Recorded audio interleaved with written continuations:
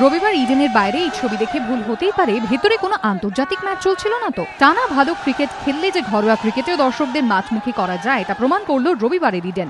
Quarter ফাইনালে 48 রানে রেলকে হারিয়ে রঞ্জি ট্রফি সেমিফাইনালে বাংলা। ম্যাচ জেতার জন্য রেলওয়েজের সামনে 271 রানের টার্গেট দেন লক্ষ্মীরা। রবিবার সকালে 3 উইকেটে 117 রানে খেলা শুরু করে মুরলী কার্তিকের দল। সেখান থেকে যে কোনো দলই ম্যাচ জিততে পারত, কিন্তু এদিন সকাল থেকে বাংলার পেসারদের দুরন্ত বোলিংয়ের সামনে বেকায়দায় পড়ে যায় রেল। নিয়মিত উইকেট খোয়াতে থাকে। শেষ পর্যন্ত 223 রানে মুড়িয়ে যায় রেলের ইনিংস। অধিনায়ক লক্ষ্মীরতন শুক্ল 3টি উইকেট নেন। 2টি করে উইকেট নেন অশোক দিনদার, শিবশঙ্কর পাল, সৌরভ সরকার। রঞ্জিতের টানা জয়, অবিশ্বাস্য পারফরমেন্স তাঁর দলের। এদিনের জয়ের জন্য ম্যাচে অশোক দিনদার 8 উইকেট ও 2 ইনিংসে ঋদ্ধিমান সাহার দুরন্ত ব্যাটিংকে কৃতিত্ব দিলেন বাংলার অধিনায়ক। দেখো, টার্নিং পয়েন্ট আমি আগেও বলেছিলাম কি ডিন্ডা যে স্পেলটা করেছিল ফার্স্ট ইনিংসে, আর রিদ্দি যেভাবে রেসপন্সিবিলিটি নিয়ে বোথ দ্য ইনিংস ব্যাটিং করেছে, এই জন্য আমরা আজকে এত ভালোভাবে জিতলাম।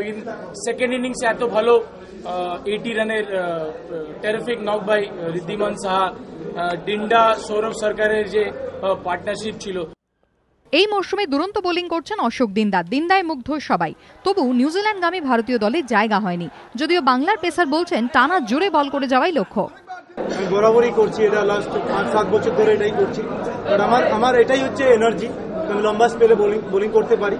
অ্যান্ড অফকোর্স টিম এফোর্ট, আমি একটা কথা বলবো, টিম এফোর্ট যেরকম বলা হয়েছে, যাদের যেরকম ভাবে যতটা পাওনা, যাদের থেকে আমি যতটা পাওনা ঠিক ততটাই দিয়েছি। রবিবার সকালে বাংলার জয় দেখতে ইডেনে হাজির হন অভিনেতা জিত।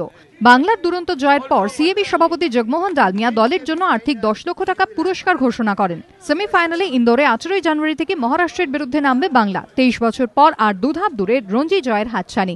আর পিছনে ফিরে তাকাতে চান না লক্ষ্মী দিনদারা। কুন্তল চক্রবর্তীর রিপোর্ট, এবিপি আনন্দ, কলকাতা।